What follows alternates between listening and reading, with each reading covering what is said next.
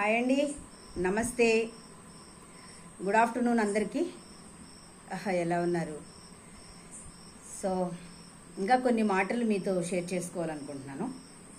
చాలామంది కామెంట్ చేస్తున్నారండి, నేను దేవుడే తప్పించాడు అని ఒకళ్ళిద్దరు చెప్తున్నారు. దీనిలో కాదు, ఫేస్బుక్లో, ఇన్స్టాలో చెప్తున్నారు. సో వాళ్ళు ఛానల్ కూడా చూస్తుంటారు కదా, నేను అందుకే ముఖాముఖిగా తెలియచేయాలనుకుంటున్నాను. అండ్ నా కొడుకు, కోడలు, హస్బెండ్ మంచోళ్ళేనంట. వాడు మరి చూసాడో, మా ఇంట్లో ఎన్ని నెలల నుండి చూసాడో, ఎంతకాలం నుండి చూసాడో తెలీదు. సో వీళ్ళు చెప్పిన బట్టి దాన్ని వాళ్ళు అంటారండి.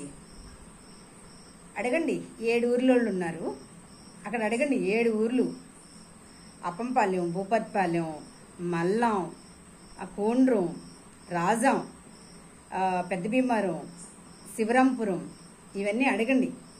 నేను ఎంత బ్యాడ్ గాడ్నో వాళ్ళకి తెలుస్తుంది, ఎంత గుడ్ గాడ్నో వాళ్ళకి తెలుస్తుంది. అసలు వాడికి అసలు నా హస్బెండ్కి విలువ ఇచ్చేవాడు కాదండి, ఇప్పుడు ఇస్తున్నారు విలువ. అంటే నేను అక్కడ హార్డ్ వర్క్ చేశాను. సో నేను మాట్లాడే విధానంలో కూడా నేను ముందుండేదాన్ని, వాళ్ళని పలకరించే విధానంలో, ప్రేమించే విధానంలో ముందుండేదాన్ని. అందుకే కొంతమంది పాస్టర్స్ కూడా మా దగ్గర మీటింగ్లు పెట్టినప్పుడు అంటూ ఉండేవాళ్ళు, సేవంత అమ్మగారిదేనని. ఎగ్జాక్ట్లీ. ఎందుకంటే ఇటు వంట చేసి, పనులు చేసి, మళ్ళీ చర్చిలు తుడిచి, సాపలేసి, మళ్ళీ నేను నా సేవకు నా బండితో వెళ్ళిపోయేదాన్ని. ఇంత చేస్తే ఒకడు అంటాడు దేవుడు తప్పించాడంట. వీడికి తెలుసు మరి దేవుడు తప్పించాడు, మరి మనుషులు తప్పించాడు. నా ప్రొఫెషనల్ ఎలా లాక్కున్నాడో తెలుసండి, మనుషులు తప్పించాడు. ఎందుకు నా హస్బెండ్ మీద, వాడి మీద ఇంత క్రూరత్వంగా నేను ఎందుకు జరిగింది చెప్తున్నానంటే, వాళ్ళు చిన్నోళ్ళండి, నా కొడుకు కోడలు కూడా చిన్నోళ్ళే, వాళ్ళకి తెలీదు. కానీ వీడి బుద్ధి ఏమైంది, వీడు దుర్మార్గపు బుద్ధి ఫస్ట్ నుంచి అలాగే ఉండేవాడు. చాలామంది పాస్టర్స్తో కూడా వాళ్ళ గురించి, వీడి గురించి నా దగ్గర చెప్తే అలాగనకు సేవకులు అని చెప్పి చాలామంది ఉన్నారు. ఒక పాస్టరు ఒక ఫ్యామిలీని లాక్కున్నాడని, ఒక ఆవిడని లాక్కున్నాడని వాళ్ళ ఇంటికి వచ్చి వాళ్ళు సారీ చెప్పినా కూడా కలవలేదు, ఇలాంటి మనస్తత్వం. సో ఇంకొక పాస్టర్ గారితో అలాగే చిన్న చిన్న విషయాల్లోనే, అంటే అంత పొగరన్నమాట. ఆ పాస్టర్ గురించి, ఈ పాస్టర్ గురించి ఇలా చెప్తే నాకు తెలుసు, పాస్టర్ గారిని దూరం చేసుకుంటే మనకి సహవాసం పోద్ది. పాస్టర్ గారి దగ్గరికి వెళ్తేనే కదా మనకి వాడబడుతూ ఉంటాం, ఒక సహవాసం ఉంటుంది, చక్కగా వెళ్తే కానుకలు ఇచ్చిపుచ్చుకుంటూ ఉంటాము అని నేను ఎప్పటికప్పుడే సెట్ చేస్తూ ఉండేదాన్ని. సో ఎంత 25 సేవా జీవితంలో, 25 సంవత్సరాల సేవా జీవితంలో, 25 సంవత్సరాల అనుభవంలో ఎన్ని ఆటిపోట్లు ఉన్నాయండి. 0 నుంచి మొదలుపెట్టి ఒక స్థాయికి వెళ్ళి, మేమే నలుగురికి పెట్టే స్థాయికి ఉండగలిగామంటే ఎంత హార్డ్ వర్క్ ఉంటుంది.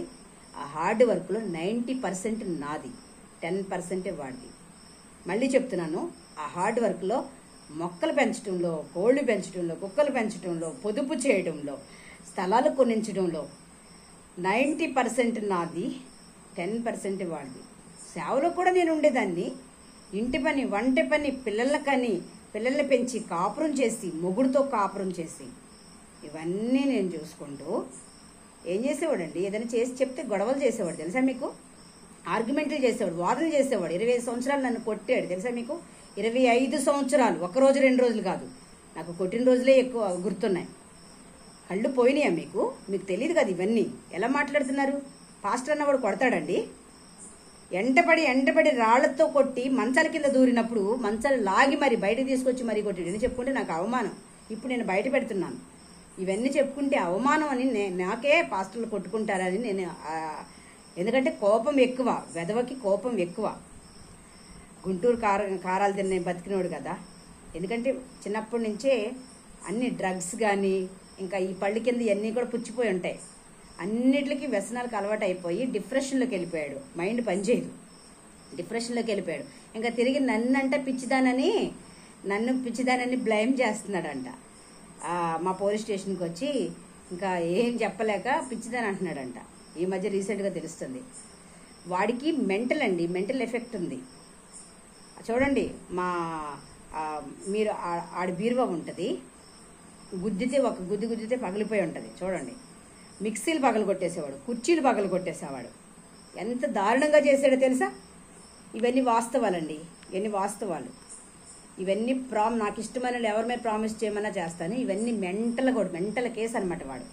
అయినా నేను 25 సంవత్సరాలు నేను నా కుటుంబం నేను కనెక్ట్ అయిపోయి ఉన్నాను. అరే నేను ఇవన్నీ వదిలిపెట్టి ఎలా వెళ్ళిపోగలను, కనెక్ట్ అయిపోయి ఉన్నానండి. లేకపోతే ఈ కాపురం ఎప్పుడో పోవాల్సిందే. అయినా కూడా ఈ వయసులో నేనేం చేస్తానని నేను వెళ్ళకపోయేసరికి, నేను దిశకి వెళ్ళేసరికి నా ప్రొఫెషన్ దూరం చేశాడు. నా ప్రొఫెషన్ మనుషులు చేశారండి, దేవుడు కాదు, మనుషులు దూరం చేశారు. నా ప్రొఫెషన్ లాక్కున్నాడు.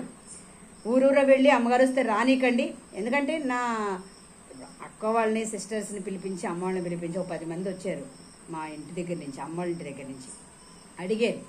అడిగితే వాళ్ళకి అప్పుడు పొడుచుకొచ్చేసిందా? అది తప్పయిందా? ఇప్పుడు ఫ్యామిలీలో ఒకరికొకరు అడుక్కోవడానికి ఉండవా? లేవు. ఇన్ని సంవత్సరాలు నేను అడిగించలేదు కాబట్టి ఒక్కసారిగా అడిగేసరికి నాకు సపోర్ట్ చేస్తానన్న వాళ్ళతో ఎఫ్ఐఆర్లు అంటగట్టాడండి. నాకు బైక్ హెల్ప్ చేస్తాననే ఒక రాజా చిన్న అనే ఒకడు ఉంటాడు అనమాట, అల్లం డాక్టర్ కొడుకు, వాడితో ఎఫ్ఐఆర్లు అంటగట్టాడు.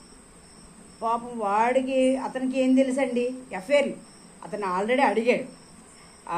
2 పెద్దలను తీసుకొచ్చి, రామారావుని తీసుకొచ్చి, అప్పుడు ఆ టైంలో వీడు లేకపోతే మాకు ఫ్యామిలీ ఉంటారండి, సంబంధం ఉండి అడిగినా బాగుంటుంది, సంబంధం లేకుండా ఎందుకు, ఆ మేడం అంటే మాకు అభిమానం అని చెప్పడం జరిగింది. ఎందుకు ఈ మాటలు చెప్తున్నానంటే, అన్ని అఫైర్లు అంతమందితో రిలేషన్ ఇది ఉంటే ఈరోజు నేను ఒంటరి జీవితం ఎందుకు జీవిస్తానండి? ప్రతిసారి ఇదే ఒక ఉదాహరణ. అరిసే కుక్క ఎప్పుడు కరవదు. సైలెంట్గా ఉన్న కుక్కే మెంటల్ ఎఫెక్ట్ ఉంటుంది. సైలెంట్గా ఉన్న కుక్క. మనం జనరల్గా చూసినా కూడా ఎక్కువ మాట్లాడేవాళ్ళు బాధతో మాట్లాడుతున్నారు.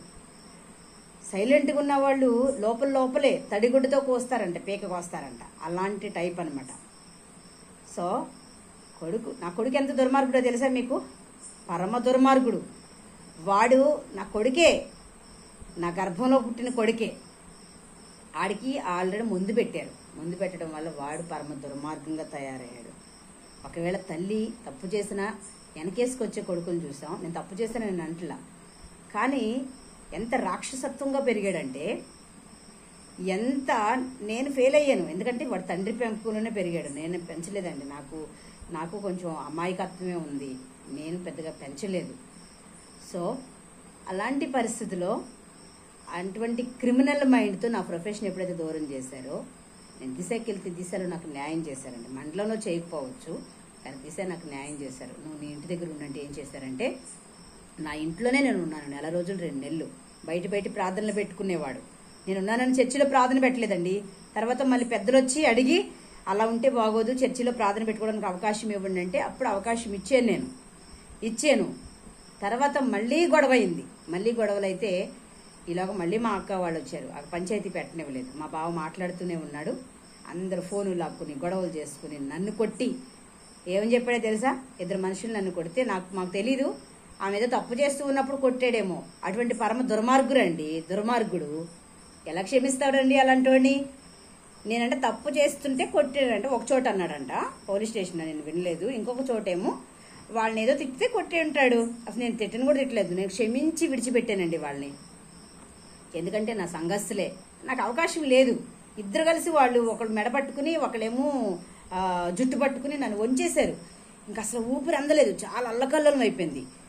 ఎంత నూకరాజు దుర్మార్గంగా ప్రవర్తించినా నూకరాజే విడిపించాడండి. ముత్యారింటి తిన్నగా నూకరాజే విడిపించాడు. సో వాళ్ళకు కూడా దేవుడు క్షమించాలని నేను కోరుకోవట్లేదండి. నేను మనిషినండి, వాళ్ళని కూడా క్షమించొద్దు.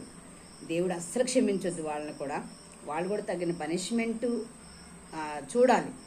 అదే నేను కోరుకుంటున్నాను.